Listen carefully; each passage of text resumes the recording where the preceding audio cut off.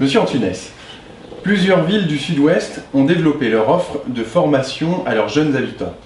Quelle place accordez-vous à l'attractivité de la ville pour les jeunes dans ce domaine? Alors, le problème, Mont-de-Marsan, c'est une ville où, niveau formation, les jeunes, dès la seconde, sont obligés d'aller s'expatrier pour les filières, je dirais, plutôt générales dans des métropoles telles que Bordeaux, Pau, Bayonne, voire Toulouse, et pour tout ce qui est plutôt spécificité technique dans des villes du coin telles que Morsinx, Dax, Péroade, Gabaret. Alors déjà, là, il y a problème.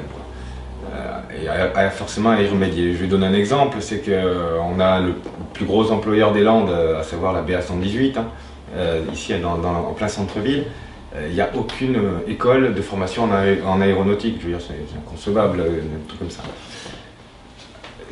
Un autre exemple, c'est qu'on est aussi, comme je le disais dans la question précédente, dans un bassin d'agro assez important, avec autour de nous des entreprises telles que Maïsadour, Delpera, Bonduel, Cayor, les truites à Roquefort.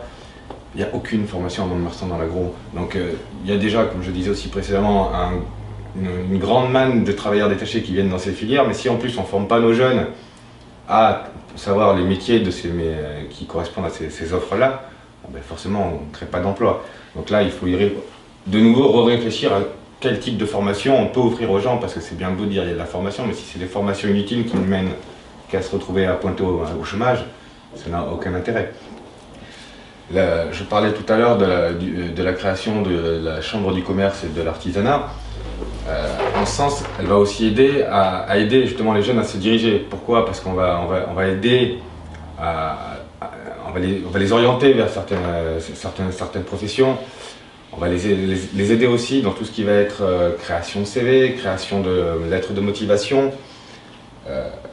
L'idée, encore une fois, c'est quoi? C'est de dire on va former les Montoises et les Montois aux métiers qui sont vraiment porteurs dans la métropole et non pas des choses qui sont absolument inutiles. Et en l'espèce, d'ailleurs, on dégagera même des fonds via les crédits de la municipalité, justement pour aider les gens à mieux se former, pour derrière obtenir des emplois, enfin être réceptif au marché de l'emploi de Mont-de-Marsan. Merci.